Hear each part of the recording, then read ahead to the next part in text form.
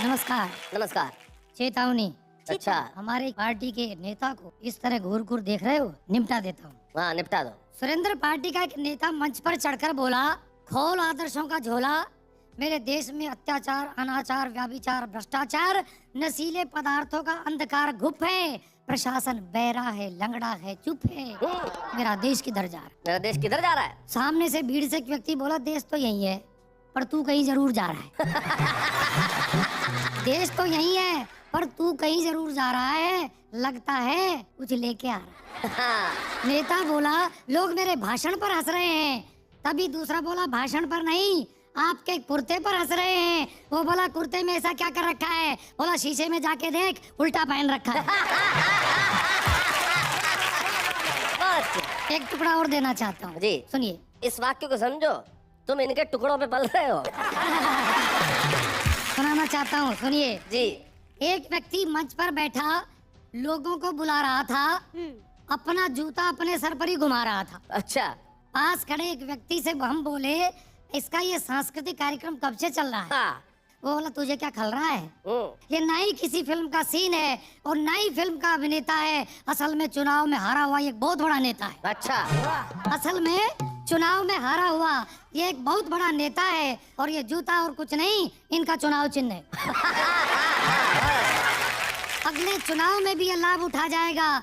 जीत गया तो जनता पर और हार गया तो खुद पर जूता बजाएगा, खुद पर जूता बजाएगा, खुद पर जूता बजाएगा।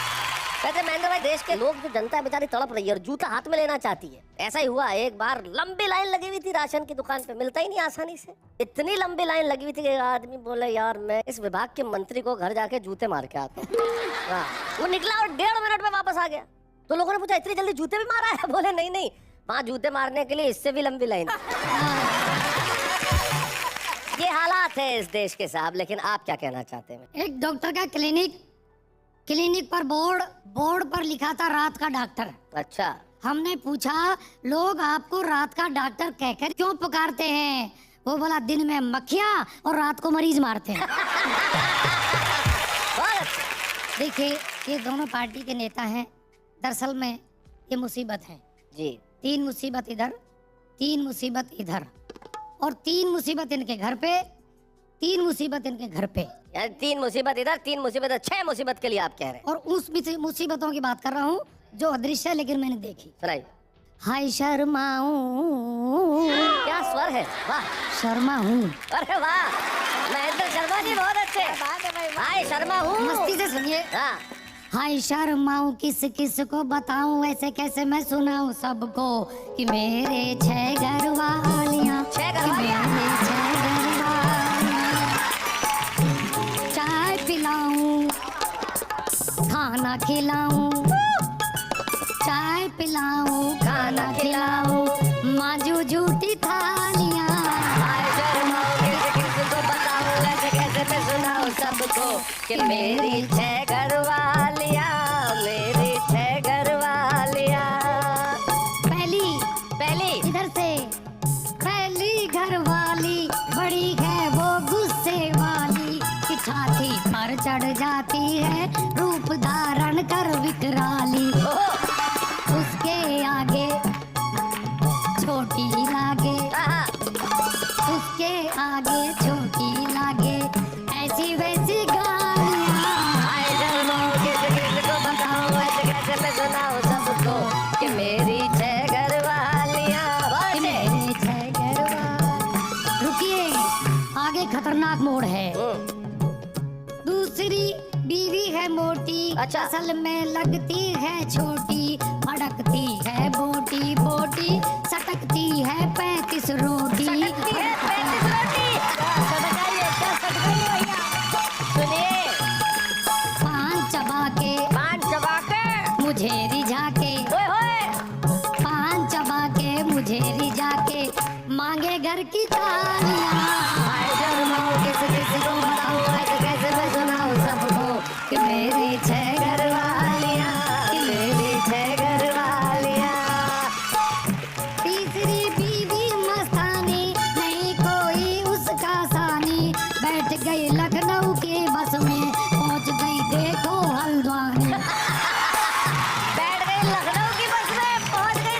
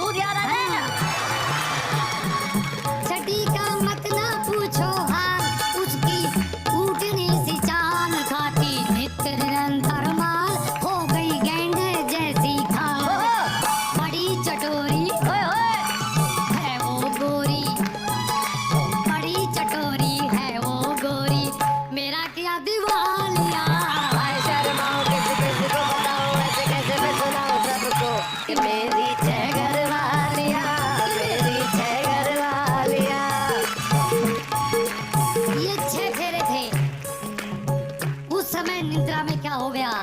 सातवां फेरा बताना चाहता हूँ। बताइए। सुनिए साहब, मुसीबत हमने जो ला दी, देख ली सबने बर्बादी, ठीक नहीं होती आजादी, एक से ही करना शादी। क्या बात है? ठीक नहीं होती आजादी, एक से ही करना शादी।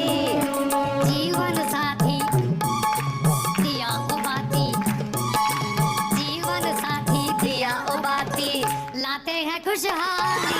हाय शर्माओ किसी को बताऊं, ऐसे कैसे मैं सुनाऊं सबको कि मेरी छह। एक छोटी सी कविता। हाँ जी। कविता का शीर्षक है वजन तोल मशीन। अच्छा, वजन तोल मशीन। कि बस अड्डे पे लगी वजन तोल मशीन पर जैसे ही मैं चढ़ा, रुपया डाला, बटन दबाया, एकदम चौक पड़ा। अच्छा। यह देखकर मेरा सिर चकराया, पर्ची पे मेरा वजन 186 किलो आया। ओहो।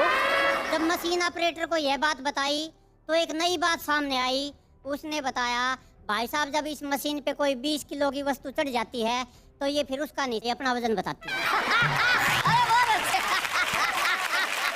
मैंने कहा भैया वो दूसरी मशीन खड़ी है, वो तो कुछ बड़ी है। बोला ये तो वर्षों से खराब पड़ी है। एक दिन इस पर सुरेंद्र दुबे चढ़ गए थे, उसी दिन इनके पुर्जे उखड़ गए। सुरेंद्र दुबे मशीन की ऐसी हालत कर गए, आजकल तो इसे कबाड़ी लेने से भी मुकर गए। वो जब भी आते हैं मशीन के पास, ये झड़बड़ाती है और दूर से ही ओवरलोड की पर्ची पकड़ाती है।